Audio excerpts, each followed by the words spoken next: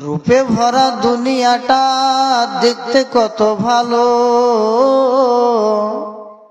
দেখবো যে তাই চোখে তুমি দিলে আমার আলো গো, দিলে আমার আলো। অনেক দেখি আলো বিহীন, একই তোমার শান। ওগো আল্লাহ মেহেরবান, আমি গাহি তোমার গান। তুমি আমায় রিজক দিয়ে বাঁচাও আমার প্রাণ গো মাওলা, বাঁচাও আমার প্রাণ। কিসের নেশায় ছুটে চলে বায়ু, কেন বা বৃষ্টি ঝরে? কিসের নেশায় ছুটে চলে বায়ু, কেন বা বৃষ্টি ঝরে? কার আদেশে মাঠে গাছে ফুল ঝরে ফল ধরে? যেদিকে তাকাই তোমার মহিমা, যেদিকে তাকাই তোমার মহিমা, দেখি যে বিদ্যমান। ওগো আল্লাহ মেহেরবান, আমি গাহি তোমার গান। তুমি আমায় রিজক দিয়ে বাঁচাও আমার প্রাণ গো মাওলা, বাঁচাও আমার প্রাণ। তোমার আদেশে দিন চলে যায়, তোমার আদেশে দিন চলে যায়, আধার নামে রাতে। কত যে শক্তি লুকিয়ে রেখেছো তোমার নিপুণ দুই হাতে গো, তোমার নিপুণ দুই হাতে। মহাবিশ্বের তুমি যে চালক, মহাবিশ্বের তুমি যে চালক, উড়ুক তোমার জয় নিশান। ওগো আল্লাহ মেহেরবান, আমি গাহি তোমার গান।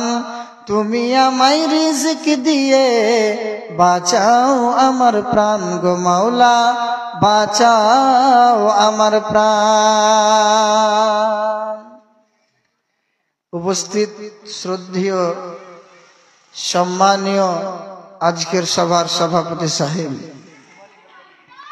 মঞ্চে উপবিষ্ট অন্যান্য ওলামায়ে কেরামগণ, সামনে বসে থাকা দিনের দরদ বুকে নিয়ে বিভিন্ন এলাকা থেকে বিভিন্ন প্রান্ত থেকে ছুটে আসা ভাই ও বাবা জানেরা, পর্দার আড়ালে বসে থাকা অবলা সরলা মা ও বোনেরা, সকলকে জানাই আন্তরিক শুভেচ্ছা, প্রেম প্রীতি ভালোবাসা অভিনন্দন।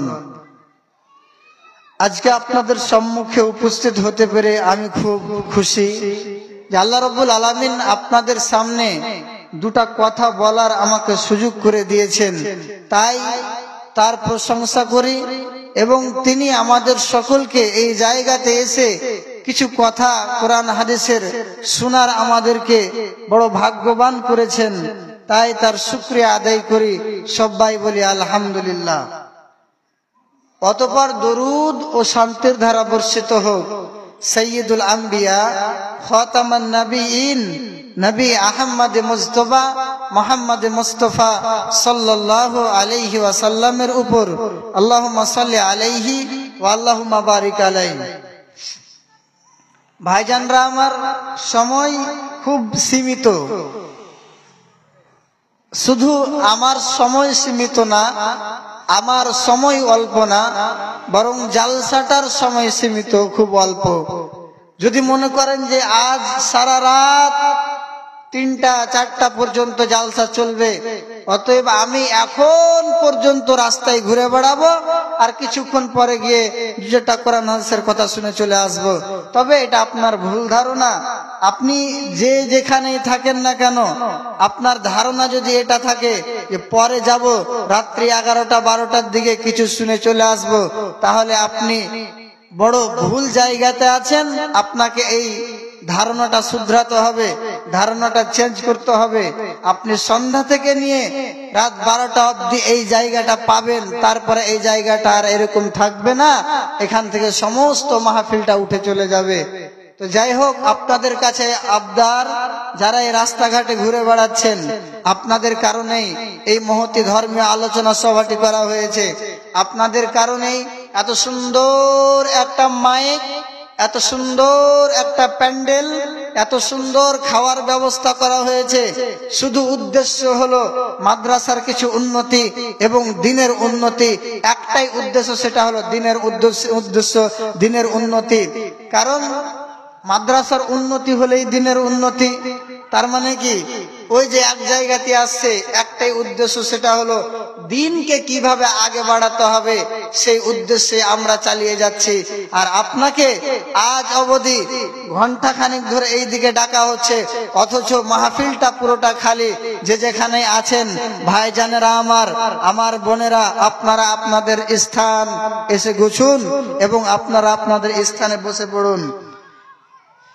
আমি যেই আয়াতখানা পরিবেশন করেছি, সেই আয়াতে আল্লাহ তাআলা তিনখানা কথা বলেছেন, তিনটা সবক আমাকে দিয়েছেন। প্রথমত একটা কথা মনে রাখবেন, আমি যতক্ষণ কথা বলবো, আধ ঘন্টা বলি, 35 মিনিট বলি, 40 মিনিট বলি, যতক্ষণ বলবো আপনি যদি ধৈর্য সহকারে শুনেন, তাহলে আমি আপনাকে দোয়া দিব এবং নিশ্চয়ই নিশ্চয়ই আপনি কোরআন হাদিস কিছু আপনি নিয়ে যেতে পারবেন, এখান থেকে বৃথা হয়ে যাবেন না।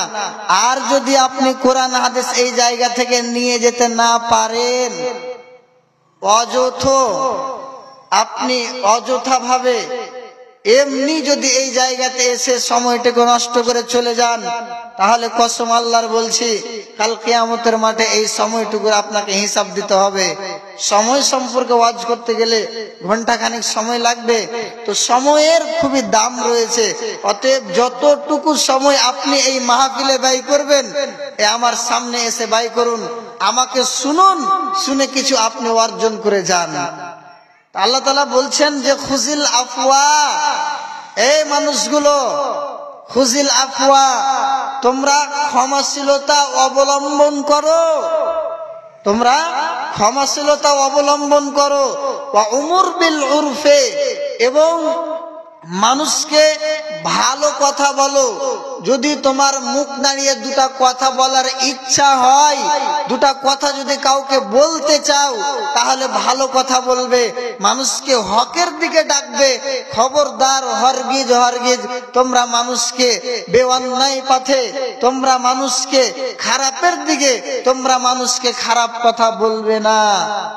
এটা তৃতীয় নম্বর। এটা দ্বিতীয় নম্বর। তৃতীয় নম্বর কি বলছেন? ওয়ারিজ আনিল জাহিলিন, এবং পৃথিবীতে যারা মূর্খ, যারা জাহিল, তাদেরকে এড়িয়ে চলো। তিনটা উপদেশ, তিনটা কথা আল্লাহ তাআলা আমাদেরকে বলছেন যে এগুলো তোমাকে অর্জন করতে হবে। এগুলো অর্জন করলে কি হবে? তুমি একটা চরিত্রবান, একটা ভালো মানুষ হবে। কে বলছেন? আল্লাহ তাআলা বলছেন, যদি আপনার আমার মধ্যে এই তিনটি সিফাত, যদি তিনটি গুণ থাকে, তাহলে ইনশাআল্লাহ আমি আপনি চরিত্রবান হব। এই তিনটি গুণ আমাকে জানতে হবে। এক নম্বর বলছেন খুজিল আফওয়া, এই দুনিয়ার মানুষেরা তোমরা ক্ষমাশীলতা অবলম্বন করো। এর মানে কি? তুমি যত পারবে মানুষকে মাফ করবে এবং যত পারবে মানুষের কাছে ক্ষমা চেয়ে নিবে। তার মানে কি? কোনো মানুষ যদি তোমার বিন্দু পরিমাণ ক্ষতি করে দেয়, কোনো মানুষ যদি তোমাকে আক্রমণ করে দেয়, এক লাঠি মেরে দেয়, দুটা গালি দিয়ে দেয়, তোমার সাথে যদি দুশ্মনী করে নেয়, তাহলে তুমি যত তাড়াতাড়ি পারবে সেই মানুষটাকে ক্ষমা করে দিবে। ক্ষমা করে দিলে কি হবে? না তো সেই লোকটা তোমার প্রতি একটা সুন্দর ব্যবহার দেখাবে। হায় আল্লাহ, আমি এই লোকটার এরকম ক্ষতি করলাম, লোকটাকে দুটা গালি দিয়ে দিলাম, লোকটাকে বদ কথা বলে দিলাম, লোকটার দিকে খারাপ নজরে দেখলাম, অথচ তবুও লোকটা আমাকে মাফ করে দিল। কতই না ভালো লোকটা, লোকটা হয়তো জান্নাতে আছে, সেই লোকটা অনুমান করবে যে তুমি জান্নাতি। তাহলে মাফ করে দিতে হবে এই স্বভাবটা আপনার মধ্যে থাকতে হবে, এই সিফাতটা আপনার মধ্যে থাকতে হবে। অনুরূপ ভাবে যদি আপনি কোনো মানুষের কিঞ্চিত পরিমাণ ভুল করে থাকেন, কোনো মানুষকে গালি দিয়েছেন, কোনো মানুষকে মেরেছেন, কোনো মানুষকে অন্যায়ভাবে কটু কথা বলেছেন, কোনো মানুষের সাথে দুশ্মনী করেছেন, এরকম ভাবে যদি তুমি কোনো মানুষের সাথে এরকম বদ অভ্যেস করে থাকো, তাহলে আল্লাহ তাআলা বলছেন এই মানুষগুলো তোমরা যখনই বদ অভ্যেস করবে, তোমরা যখনই কোনো মানুষের সাথে বেঅন্যায় কাজ করবে, তখন তাড়াতাড়ি গিয়ে তার কাছে ক্ষমা চেয়ে নেবে। এই যে ক্ষমা করে দেওয়া, ক্ষমা চাওয়া, এই বিষয়টা খুবই কঠিন হয়ে দাঁড়িয়েছে আমাদের সমাজে, অথচ এটা সহজ বিষয়, কোনো এটা খারাপ বিষয় নয়, কোনো জটিল বিষয় নয়, কিন্তু আমরা এটাকে খারাপ মনে করছি, জটিল মনে করছি। যে আজকে যদি একটা মানুষ যদি দুশ্মনী করে থাকে, যদি একটা মানুষ কারো ক্ষতি করে থাকে, তাহলে তার কাছে মাপ চেয়ে নেওয়া, এটা আমরা নিজেকে ছোট মনে করি, যে আমি ছোট হয়ে যাব। আল্লাহ বলছেন কখনো ছোট হবে না, তোমার মান ইজ্জত বেড়ে যাবে, বাড়বে না। একটা হাদিস শুনুন, আপনাকে শোনাচ্ছি। কি, একদিন এক বেদুইন রাস্তা দিয়ে যাচ্ছেন, রাস্তা দিয়ে যেতে যেতে যেতে যেতে বিশ্বনবী মসজিদে আসেন, তারপরে মসজিদে তাদের সাথে সাহাবীগণ আছেন, মসজিদে আছেন, নামাজ পড়ছেন। এই বেদুইনটা হঠাৎ করে রাস্তা দিয়ে যেতে যেতে তাকে পেশাব করা লাগলো। ভালোভাবে শুনবেন, এই মানুষটাকে পেশাব করা লাগলো। আর যেমনই পেশাব করা লাগলো, এদিক ওদিক এদিক ওদিক তাকাতে তাকাতে কোনো জায়গা পেল না, মসজিদে গিয়ে পেশাব করে দিল। মসজিদে গিয়ে যেমনই পেশাব করা, সাহাবীগণ রাগান্বিত হয়ে বলছেন তুমি আমাদের ইবাদত গাহে, তুমি আমাদের ধর্ম স্থানে, এটা একটা মসজিদ, এটা আল্লাহর ঘর, এই জায়গাতে তুমি কিভাবে পেশাব করে দিলে? তোমার সাহস দেখে আমরা হতভম্ব হয়ে গেলাম। সাহাবীগণ বলছেন এটা আমাদের স্থান, ধর্মীয় স্থান, এটা মসজিদ, তুমি এখানে পেশাব করলে? সাহাবীগণ কিছু, কেউ কথা বললো, কেউ বলছে একে মারতে হবে, কেউ বলছে একে কিছু ধমক দিতে হবে, আর কিছু করতে হবে। বিশ্বনবী বলছেন, চরিত্রটা দেখেন, বিশ্বনবী বলছেন ও সাহাবীরা তোমরা ছেড়ে দাও, খবরদার তোমরা একে কটু কথা বলবে না, তোমরা একে একটাও গালি দিবে না, তোমরা একে একটাও কথা বলবে না। এই লোকটা, এই বেদুইনটা পেশাব করে দিয়েছে তো কি হলো? এই লোকটার অনেক পেশাব চেপেছিল, যার কারণে সহ্য করতে পারেনি, একটা নির্জন জায়গা খুঁজছিল, যে জায়গাটা মসজিদ মনে করেছে, এই মসজিদটাকে সে নির্জন জায়গা মনে করেছে, আর এই নির্জন জায়গা ভেবে সে পেশাব করে দিয়েছে। খবরদার, খবরদার, এই লোকটাকে তোমরা কিছুই বলবে না, লোকটাকে মাফ করে দাও। বিশ্বনবী বলছেন এই শুনো, এটা আমাদের ইবাদত গাহ, এটা আল্লাহর ঘর, কখনো এই ঘরে তুমি আর পেশাব করবে না, এখানে পেশাব করা ঠিক নয়, এখানে আমরা ইবাদত করি। লোকটা বিশ্বনবীর কথা শুনে, বিশ্বনবী যে লোকটাকে মাফ করে দিলেন, দয়ার নবী মাফ করে দিলেন, এই কথাটা শুনে লোকটা সঙ্গে সঙ্গে বলছেন হায় আল্লাহ, লোকটা কত ভালো, মোহাম্মদ কত ভালো। এতদিন আমি ইসলাম সম্পর্কে যত জঘন্য জঘন্য কথা শুনেছি, এতদিন আমার ধারণাটা কিন্তু খারাপ ছিল, ইসলাম কিন্তু খারাপ ধর্ম নয়, মোহাম্মদ কিন্তু খারাপ নয়, আমরাই হচ্ছে খারাপ। মোহাম্মদের চরিত্র এত ভালো, মোহাম্মদের চরিত্র এত নম্র, আমি তাদের ইবাদত স্থানে, তাদের মসজিদে পেশাব করে দিলাম, অথচ কটু কথা আমাকে বললো না, আমাকে গালি দিল না, আমাকে কিছুই বললো না। আসলে মোহাম্মদ খুবই চরিত্রবান। লোকটা সঙ্গে সঙ্গে ইসলাম গ্রহণ করলো। তাহলে কি বুঝতে পারলেন আপনি? কোন মানুষকে যদি আপনি এমনিতেই ক্ষমা করে দেন, যদি আপনাকে গালি দেয় ক্ষমা করে দেন, আপনাকে মারবে ক্ষমা করে দিবেন, আপনার সাথে দুশ্মনী করবে ক্ষমা করে দিবেন, আপনাকে গালিগালাজ করবে ক্ষমা করে দিবেন, আপনাকে মারবে ক্ষমা করবেন, দুশ্মনী করবে ক্ষমা করবেন, গালিগালাজ করবে ক্ষমা করবেন। তারপর থেকে যখনই ক্ষমা করে দিয়ে ক্ষমা করে দিয়ে ক্ষমা করে দিয়ে লোকটাকে সালাম করবেন, সালাম করবেন, এই লোকটা বুঝে নিবে যে এ আমার কথাতে রাগ করবে না, এ আমার সাথে দুশ্মনী পাতবে না, অতএব আমি আজ থেকে শুধরে যাব। লোকটা শরমে পড়ে যাবে, তোমার সাথে ভালো সম্পর্ক গড়বে। অতএব আপনি সব সময় মানুষকে ক্ষমা করতে শিখুন। কিছু भी ভুল হলে ভাই ক্ষমা করে দিবেন, এটা সবচাইতে ভালো অভ্যাস। ক্ষমা করে দেওয়াটা, আপনি ছোট হবেন না। ক্ষমা চেয়ে নেওয়াটা এটা ছোট কাজ নয়, বরং এটা মহৎ পুরুষের কাজ, বড় পুরুষের কাজ। এটা হচ্ছে বীরত্বের কাজ। আপনি যদি ক্ষমা চেয়ে নেন মানুষের কাছে, তাহলে এটা ভালো। এই একটা সবক আল্লাহ তাআলা আমাদেরকে দিলেন। আর একটা কি দিলেন? ওয়া উমর বিল উরফে, তোমরা যদি মুখ নাড়িয়ে কোনো কথা বলতে চাও, যদি তোমাদের মুখটাকে বাজাতে চাও, তাহলে তোমরা জেনে নাও ভালো কাজে বাজাবে, ভালো কথা বলবে, মুখ দিয়ে ভালো ভাষা ব্যবহার করবে। খবরদার, হরগিজ হরগিজ কোনোদিন নোংরা কথা ব্যবহার করবে না, কোনোদিন কোনো মানুষকে গালি দিবে না, কোনোদিন মানুষকে সব অসৎ পথে থাকবেন না। কখনো বলবেন না ও সলিম চল সিনেমা দেখে আসি, কখনো বলবেন না আব্দুল্লাহ চল মদ খেয়ে আসি, কখনো বলবেন না চল অমুকের ফসল অন্যায় ভাবে ভক্ষণ করি। কখনো এরকম ভাবে মানুষকে অন্যায় পথে নিয়ে যাবেন না। ভালো কথা বলুন, এটা একটা ঈমানের অঙ্গ। রাসূলুল্লাহ সাল্লাল্লাহু আলাইহি ওয়াসাল্লাম বলছেন, হাদিসটা শুনুন, তিনি বলছেন মান কানা ইউমিনু বিল্লাহি ওয়াল ইয়াউমিল আখির ফালইয়াকুল খায়রান আও লিয়াসমুত। ও দুনিয়ার মানুষরা, তোমরা জেনে নাও, তোমরা যদি আল্লাহকে বিশ্বাস করো, ইয়াউমে আখিরাতকে বিশ্বাস করো, তোমাদের মধ্যে যদি, তোমাদের অন্তরে যদি আল্লাহর বিশ্বাস থাকে, ইয়াউমে আখিরাতের বিশ্বাস থাকে, তাহলে তোমরা জেনে নাও যখনই কোনো কথা বলবে, যখনই কোনো কথা বলবে, তোমরা মুখ নাড়িয়ে ভালো কথা বলবে, আর না তো চুপ থাকবে। সমাজে এরকম দেখেন না, পাঁচজন মানুষ গল্প করছে, গল্প করতে করতে করতে করতে আপনি 6 জন, 6 নম্বরে আপনি যদি যান আর গিয়েই যদি সেখানে বক্তা আরম্ভ করেন, তাহলে আপনার টাইটেল পড়ে যাবে কি ফেতরা। আপনার টাইটেলটা কি পড়বে? এই লোকটা ফেতরা আছে, বেশি বেশি কথা বলে। অতএব এটা কখনো করা যাবে না। আপনি সব সময় কম কথা বলবেন, এটা হলো ঈমানের পরিচয়, ঈমানদারের পরিচয়। সেটাই রাসূল বলছেন, তোমার অন্তরে যদি আল্লাহর ভয় থাকে, তোমার অন্তরে যদি আল্লাহর বিশ্বাস থাকে, তোমার অন্তরে যদি কিয়ামতের বিশ্বাস থাকে, তুমি যদি কিয়ামতকে বলে ভয় করো, তাহলে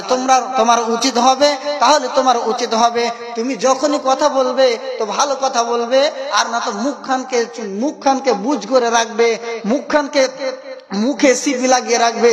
এটা তোমার ঈমানদারের আলামত। কটা মানুষ পারে এরকম করতে? পারে না।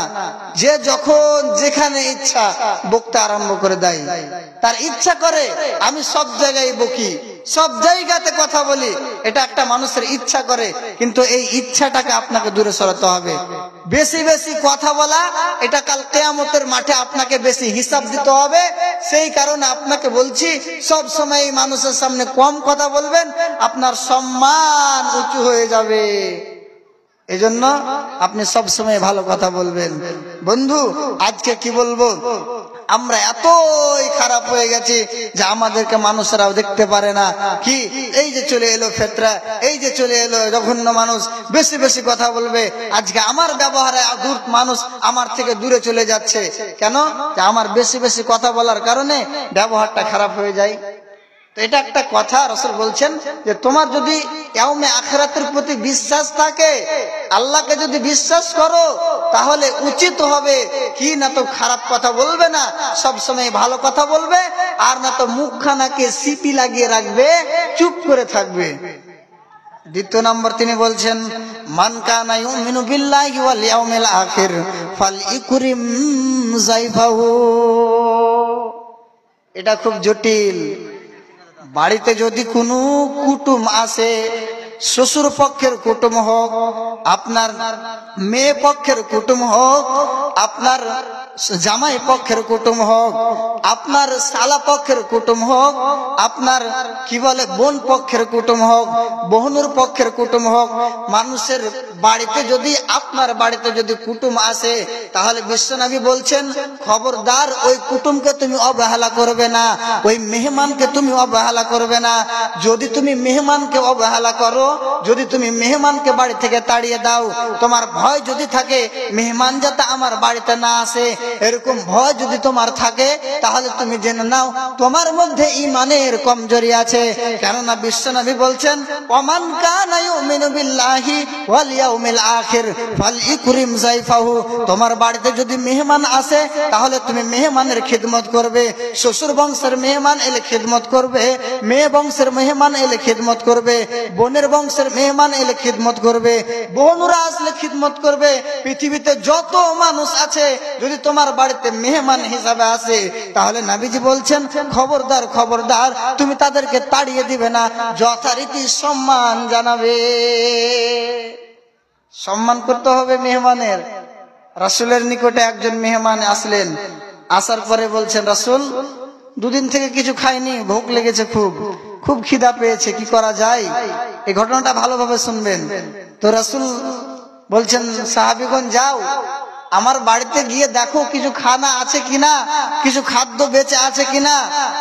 সাহাবীগণ একে একে রাসূলের বিবিদের বাড়িতে গেলেন, খোঁজ নিলেন, দেখলেন রাসূলের বিবিদের ঘরে এক মুঠো খাদ্য নাই।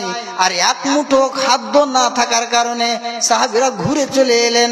সাহাবীরা এসে বলছেন ইয়া রাসূলুল্লাহি, আল্লাহর কসম বলছি আপনার বিবিদের বাড়িতে, আপনার বিবিদের ঘরে এক মুঠো খাদ্য নাই, যার কারণে আমরা আনতে পারলাম না। কি করা যায়? মেহমানটাকে তো খিলাতে হবে, এই মেহমানটাকে খিলাবো, কি করা যায়? সাহাবীগণ তোমাদের মধ্যে কি কোনো মানুষ আছে এই মেহমানটার খাতিরদারি করবে, মেহমানটাকে বাড়ি নিয়ে যাবে, দুমুঠো খাদ্য খিলাবে, মেহমানটার পেটটাকে ভরে দিবে, এমন মানুষ কি তোমাদের মধ্যে আছে? আবু তালহা বলে একজন সাহাবী দাঁড়িয়ে গেলেন। দাঁড়িয়ে যাওয়ার পরে বলছেন আল্লাহ রাসূল আমি নিয়ে যাব মেহমানকে। আবু তালহা মেহমানটাকে নিয়ে গেলেন, বাড়ি নিয়ে আসলেন। নিয়ে আসার পরে বলছেন ও বিবি রামিসা, তোমার বাড়িতে কি কি খাদ্য আছে?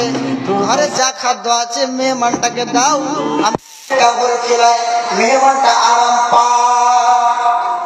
তখন রামিসা বলছে শোনো স্বামীজান, আমার বাড়িতে কোনো খাদ্য নাই, খাদ্য অল্প খাদ্য আছে।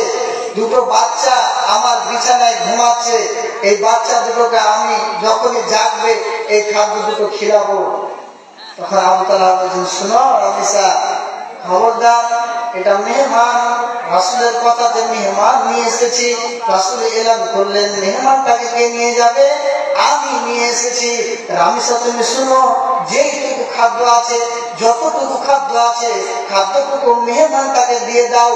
আর যখন তোমার বাচ্চাগুলো উঠবে, জেগে যাবে, তখন বাচ্চাগুলোকে নিম দিয়ে দিবে, নিম দিয়ে দিবে, হাতে থাবা দিবে, পিঠে থাবা দিবে, এরকম কিছু বলে বলে নিম দিবে, বাচ্চাকে নিমিয়ে দিবে, চেহারাটাকে নিমিয়ে দিবে, আর এই বাচ্চাগুলোকে আবার ঘুমিয়ে দিবে। তাহলে কি হবে? আমার মেহমানটা পেট ভরে খাবে। সুবহানাল্লাহ। বলছে বাচ্চা দুটো যখন জাগবে, খাওয়ার জন্য যখন কান্না করবে, তখন তুমি চেহারাটা, ঘরের চেহারাটাকে নিমিয়ে দিবে, বাচ্চাটাকে নিমিয়ে দিবে, আর তারপরে আবার তাদেরকে ঘুমিয়ে দিবে। আল্লাহু আকবার। রামিসা বলছেন ঠিক আছে। যেটুকু বাড়িতে খাদ্য ছিল মেহমানটাকে দিয়ে দেওয়া হলো। যেমনই মেহমানটাকে দিলেন, মেহমানটা সুন্দর করে পেটটা ভরে খেলেন। খাওয়ানোর পরে আবু তালহা তার স্ত্রী সবাই ঘুমিয়ে গেলেন। ঘুমিয়ে যাওয়ার পরে আল্লাহ রাব্বুল আলামিন উপর থেকে আয়াত নাযিল করে দিয়েছেন। কার উপরে? না তো মুহাম্মাদের উপরে। ফজরে যখন নামাজ পড়ছেন, সবাই নামাজে পড়ার পরে মুহাম্মদ বলছেন ও আবু তালহা, তোমার উপরে আল্লাহ রাব্বুল আলামিন খুশি হয়েছেন, তোমার উপরে আল্লাহ রাব্বুল আলামিন খুশি হয়েছেন, যার কারণে আজ আমার প্রতি আয়াত নাযিল হয়ে গেছে। কি? না তো তুমি একজন মানুষ, যে মানুষটা বিশ্বের মধ্যে সবচাইতে মেহমান মেহমানদারি করেছো একজন মেহমানের, তুমি নিজে খাওনি, তোমার স্ত্রীকে না কিলিয়ে রেখেছো, তোমার ছোট ছোট বাচ্চাগুলোকে না কিলিয়ে রেখেছো, আর এদেরকে না কিলিয়ে রেখে তুমি একজন মেহমানের মেহমান খাতিরদারি করেছো। তোমার কথাটা আল্লাহ রাব্বুল আলামিন তোমার কাজটাকে পছন্দ করেছে, তোমার কথাটাকে আয়াত নাযিল করে দিয়েছে কি তুমি বিশ্বের মধ্যে সবচেয়ে মেহমান নামাজি মানুষ, তুমি সবচেয়ে ভালো মানুষ, যে মানুষটা সব বেশি বেশি মেহমানকে খাতির করতে পারে, মেহমানদারের মেহমানি করতে পারে। অতএব মেহমানকে আপনাকে ভালোভাবে খাতিরদারি করতে হবে। এই লোকটা সব কিছু ত্যাগ করে দিয়ে সম্পূর্ণ মেহমানকে দিয়ে দিল। দিয়ে দেওয়ার পরে তারপরে রাসূল সাল্লাল্লাহু আলাইহি ওয়াসাল্লাম তাকে সুসংবাদ দিচ্ছেন কি তোমার প্রতি আল্লাহ খুশি হয়েছেন। আল্লাহ খুশি হওয়া মানে কি? আল্লাহ খুশি হওয়া মানে কি তুমি জান্নাতি। আল্লাহ খুশি হওয়ার মানেটাই হলো তুমি জান্নাতি। তাহলে একজন মানুষ মেহমানের অল্পটুকু খাবার দিয়ে জান্নাতকে কিনে নিল, তাহলে আপনি পারবেন না?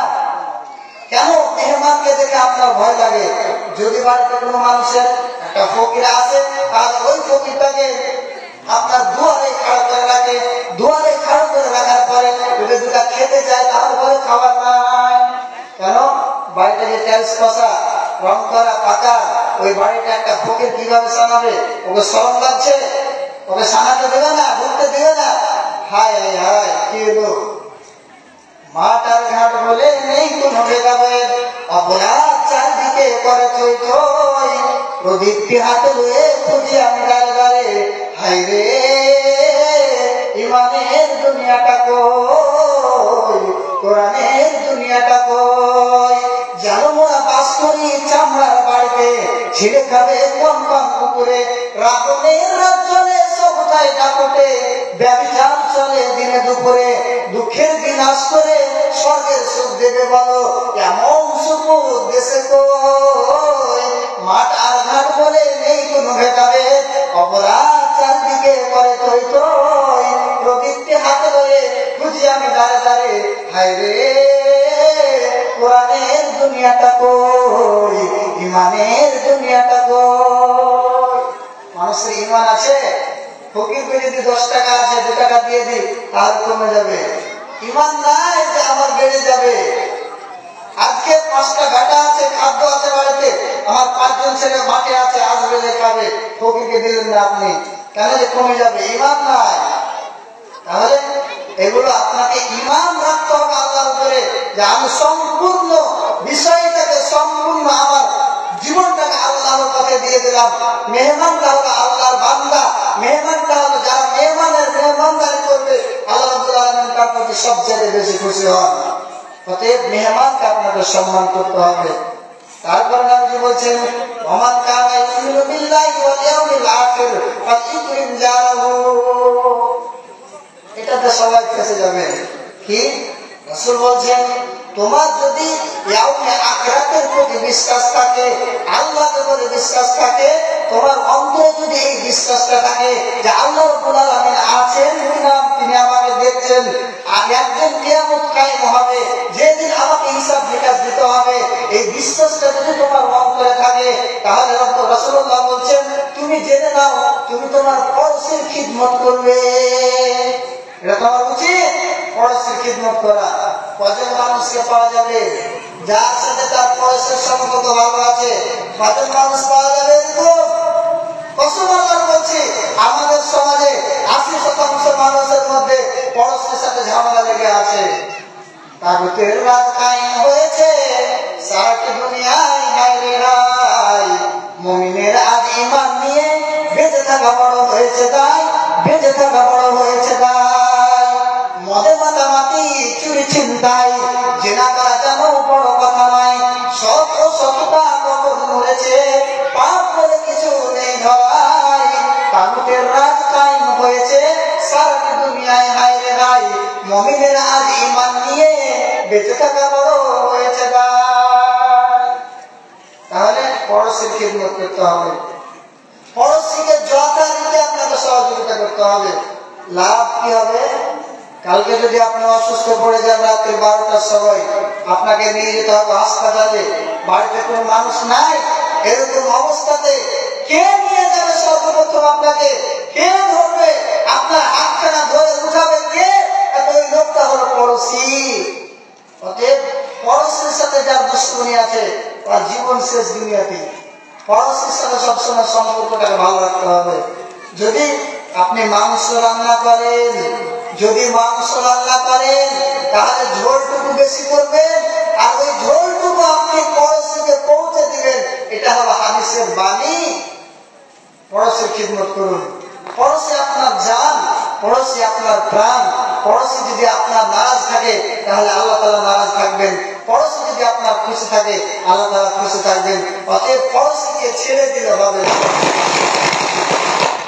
এই তিনটি রাসূল সাল্লাল্লাহু আলাইহি ওয়াসাল্লাম কথা বললেন।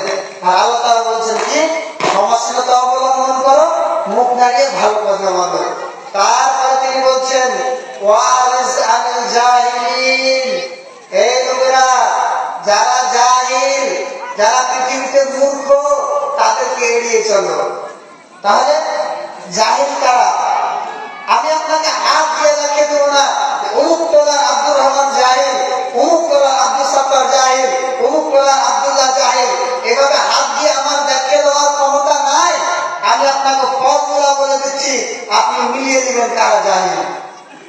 জাহিল সম্পর্কে বলতে গেলে সূরা বাকারাতে একটা লম্বা ঘটনা উল্লেখ হয়েছে, যার কারণে সূরাটার নাম সূরা বাকারা হয়ে গেছে। সেটা হলো কি, নবী মুসার যদি একটা লোক মার্ডার হয়ে গেল, তো লোকটা যে মার্ডার হলো, তো মুসা নবীর কওমেরা পরেশান। এই লোকটাকে মারলো তাকে, সবাই পরেশান। তো পরেশান হয়ে সবাই মিলে বলছে চল তো অমুক জায়গাতে একটা নবী আছে, ওই লোকটার নাম হলো মুসা, তো চল ওই মুসার কাছে চল, ওই যদি বলে দিতে পারে এই লোকটাকে কে মেরেছে। তো এই লোকগুলো এসে বলছে তুমি তো বলে নবী, খুব বড় বড় কথা বলো, বলো তো এই লোকটাকে কে মেরেছে।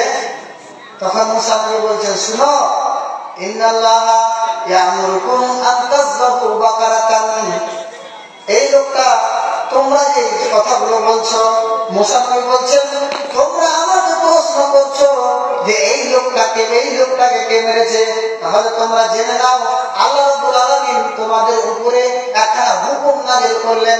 সেই হুকুমটা হলো তোমরা বাজারে যাও, বাজারে গিয়ে একটা গাভী কিনে আনো, আর ওই গাভীটাকে জবাই করো। জবাই করার পরে গাভীটার মাংসগুলো মরা মানুষটার গায়ে মারো। তো লোকটা নিজেই উঠে বলে দিবে যে আমাকে কে মেরেছে। মুসা নবীর কওম বলছেন আতাত্তাখিজুনা হুজুয়া, আপনি কি আমাদের সাথে হাসি মজা করছেন? আপনি কি আমাদের সাথে ঠাট্টা বিদ্রুপ করছেন? তখন মুসা নবী বলছেন আউযু বিল্লাহি আন আকুনা মিনাল জাহিলিন, আল্লাহর কাছে পানাহ চাইছি, আমি আল্লাহর কাছে আশ্রয় প্রার্থনা করছি আমি যাতে জাহিল না হয়ে যাই। ঘটনাটা অনেক লম্বা, আপনাকে বলে দিচ্ছি, আমার কিন্তু মেন পয়েন্ট চলে এসেছে কথাতে। ঘটনাটার শেষ কিছু বলছি। মুসা নবী শেষে মুসা নবীর কওমেরা গায়টাকে নিয়ে এসেছিলেন, নিয়ে আসার পরে গায়টাকে জবাই করেছিলেন। জবাই করার পরে গায়টার মাংসগুলো লোকটার গায়ে মেরেছিলেন। মারার পরে লোকটা নিজে উঠে বলে দিয়েছিল যে আমাকে আমার ভাতিজা মেরেছে, কেননা আমি হলাম মালদার মানুষ, আমার ভাতিজা আমার মেয়েকে বিয়ে করতে দিয়েছিল, আমি বিয়ে দিইনি, যার কারণে আমার ভাতিজা আমাকে হত্যা করেছে। তো এটা হলো ঘটনা। তাও এই ঘটনা থেকে কি বুঝতে পারলেন? মুসা নবীকে যখন বলা হলো যে আতাত্তাখিজুনা হুজুয়া, তুমি কি আমাদের সাথে হাসি মজাক করছো মুসা নবী? কি বাজারে যাব, একটা গাভী কিনে আনবো, গাভী কিনে আনার পরে গাভীটাকে জবাই করবো, আর জবাই করার পরে গাভীটার মাংসগুলো মরা মানুষটার গায়ে মারবো। তো লোকটা নিজেই উঠে বলে দিবে যে আমাকে কে মেরেছে। আসলে তুমি আমাদের সাথে ঠাট্টা করছো, তুমি আমাদের সাথে হাসি মজাক করছো, এগুলো করে কোনো কাজ হবে না। হ্যাঁ, এগুলো করে কোনো কাজ হবে না। তখন মুসা নবী কি বলেছিলেন? আউযু বিল্লাহি আন আকুনা মিনাল জাহিলিন, আমি আল্লাহর কাছে আশ্রয় প্রার্থনা করছি, আমি আল্লাহর কাছে আশ্রয় প্রার্থনা করছি কিসের কথা? আমি জাহিল না হয়ে যায়। এই বাক্য বলার পরে কেন তিনি আল্লাহর কাছে আশ্রয় চেয়ে বলছেন আমি যাতে জাহিল না হয়ে যাই? কেন তিনি বলছেন? তার মানে কি, কোনো মানুষ যদি একটা ভালো কাজে, একটা ভালো ক্ষেত্রে যদি অন্যায় ভাবে হাসি মজাক করে, ওই জিনিসটাকে যদি হাসি মজাকে কাটিয়ে দেয়, তাহলে ওই লোকটা হয়ে যাবে পৃথিবীতে জাহিল। এই লোকটা থেকে তোমাকে এড়িয়ে চলতে হবে। আপনি বুঝতে পারলেন জাহিলকে? এটা 1 নম্বর ফর্মুলা। মুসা নবী বলছেন আমি হাসি মজাক করি না, আমি যদি হাসি মজাক করি তাহলে আমি জাহিল হয়ে যাব। তা থেকে আমি আশ্রয় প্রার্থনা করছি, আমি তোমাদের সাথে হাসি মজাক করি না। তার মানে কোনো মানুষ যদি পৃথিবীতে ভালো কাজে, ভালো কথাতে হাসি মজাক করে, তাহলে সেই লোকটা হয়ে যাবে জাহিল, সেই লোকটা হয়ে যাবে মূর্খ। আর একটা কি, কোন মানুষ যদি একটা খারাপ সন্তানকে বলে ভালো সন্তান, এই লোকটা হলো জাহিল। কেননা হযরতে নূহ আলাইহিস সালামকে যখন তার রব আল্লাহ রাব্বুল আলামিন আদেশ করলেন যে হে নূহ, তুমি একটা নৌকা তৈরি করো, আর এই নৌকাতে কি করো, পৃথিবীতে যত প্রাণী আছে, যত মাখলুক আছে, সমস্ত মাখলুকের জোড়া জোড়া জোড়া জোড়া এই নৌকাতে তুমি উঠে নাও। আমি মহাপ্লাবন দিব, আসমান জমিনকে ধ্বংস, এই জমিনটাকে ধ্বংস করে দিব। জমিনে যত কিছু আছে সব ধ্বংস হয়ে যাবে, সব জীবজন্তু মরে যাবে। অতএব তুমি সব কিছু নৌকাতে উঠিয়ে নাও। যারা নৌকাতে থাকবে তারা বাঁচবে, বাকিগুলো সব মরে ছারখার হয়ে যাবে। নূহ নবী কাদের নৌকাতে উঠালেন? যারা তিনাকে মেনে নিয়েছিল তাদের, খুব অল্প সংখ্যক মানুষ। নূহ নবীর বেটা নূহ নবীকে মানেনি, যার কারণে যেদিন নূহ নবীর বেটা ডুবছে সেদিন নূহ নবী ডেকে বলছেন ইয়া রাব্বি, এই আমার প্রতিপালক, এই যে দেখো আমার ছেলেটা, এটা আমার আহাল, এটা আমার পরিবার, তোমার চোখের সামনে ডুবে যাচ্ছে। আল্লাহ রাব্বুল আলামিন তুমি একটা কিছু করো। এই সময় আল্লাহ তাআলা বলছেন এ নূহ, খবরদার খবরদার খবরদার, এরকম কথা তুমি জীবনে বলবে না। এটাকে তুমি আহাল বলিও না, এটাকে তুমি পরিবার বলিও না। এ তোমাকে মেনে নাইনি, এ তোমাকে মেনে নাইনি, তুমি একে তোমার অন্তর্ভুক্ত করতে পারো না। তোমার আহাল ওরাই যারা তোমাকে মেনে নিয়েছে। অতএব তুমি যদি একে আহাল বলো তাহলে তুমি একে ভালো বললে, তুমি একে সালেহীন বললে, অতএব তুমি একে ভালো বলতে পাবে না, তুমি একে ভালো বলতে পাবে না। এই সন্তানটা তোমার ভালো নয়। তুমি যদি এই সন্তানটাকে ভালো সন্তান বলো, তুমি যদি এই সন্তানটাকে বলো যে এটা আমার আহাল, তাহলে তুমি হয়ে যাবে জাহিল। অতএব জাহিলদের মতো কাজ করিও না। তার মানে কি, পৃথিবীতে কোনো মানুষ যদি একটা খারাপ সন্তানকে, একটা জঘন্য সন্তানকে বলে দেয় যে এটা আমার ভালো সন্তান, এটা আমার নেককার সন্তান, তাহলে সেই লোকটা হলো জাহিল। এখানে অনেক মানুষ ফেসে গেছেন, অনেক মানুষ। কি, যেদিন আপনার ছেলেটাকে দেখতে এসেছিল, আপনার ছেলে জীবনে নামাজ পড়েনি, মেয়ে পক্ষের মানুষ এসেছে দেখতে, বাবা যান নামাজ পড়ো, তো আপনি পিছন থেকে বলছেন হ্যাঁ আমার ছেলেটা নামাজ রোজা ভালোই করে, খুব করে নামাজ রোজা, খুব করে। বাবা যান নেশা পান করো, না জীবনে কোনদিন নেশা টেশা করে না, আমরা দেখতে পাই না, কোনদিন করে না, কোনদিন করে না। অথচ ছেলে 5 ওয়াক্তের বিড়িখোর, 5 ওয়াক্তের বিড়িখোর, বিড়ি না খেলে দিনই যাবে না। আবার যদি বলা হয় তুমি তোমার ব্যবহারটাকে ঠিক করছো, মানুষদের সাথে উঠা বসা ভালো করছো, তো বলবে হ্যাঁ খুব ভালো, খুব ভালো, এত সুন্দর, ভালো এত সুন্দর যে মানুষ দেখলেই তাকে সালাম করে, অথচ দেখলেই গালি দেয়, এই ছেলেটা ভালো না। তো কি করতে হবে? এত জঘন্য ছেলের মেয়ের বাপের সামনে যদি নাম করে দেয় যে এই ছেলেটা ভালো, তাহলে কি হবে? আল্লাহ তাআলা বলছেন এটা হলো জাহেলি কথা, এটা বলা যাবে না, এটা বলা যাবে না। তারপরে আল্লাহ তাআলা 3 নম্বর ফর্মুলা দিচ্ছেন কি, কোন মানুষ যদি কোন মহিলার সাথে প্রেম ভালোবাসা করে, অবৈধ প্রেম ভালোবাসা করে, তাহলে ওই লোকটা হলো জাহিল। প্রমাণ সূরা ইউসুফে চলে যান। নবী ইউসুফ যখন জুলেখার প্রেমে নবী ইউসুফকে যখন জুলেখা তার প্রেমে হাবুডুবু খাওয়াবেন, এরকম অবস্থাতে নবী ইউসুফ আল্লাহ তাআলাকে একটা কথা বলেছিলেন, কি আল্লাহ, রব্বিস সিজনু আহাব্বু ইলাইয়া মিম্মা ইয়াদউনানি, হে আমার রব, হে আমার প্রতিপালক, তুমি দেখছো এই মহিলাগুলো আমাকে জঘন্য কাজের জন্য ডাকছে, আমাকে তাদের প্রতি আকর্ষণ করছে, আমাকে তাদের কাছে ডাকছে জঘন্য কাজ করার জন্য।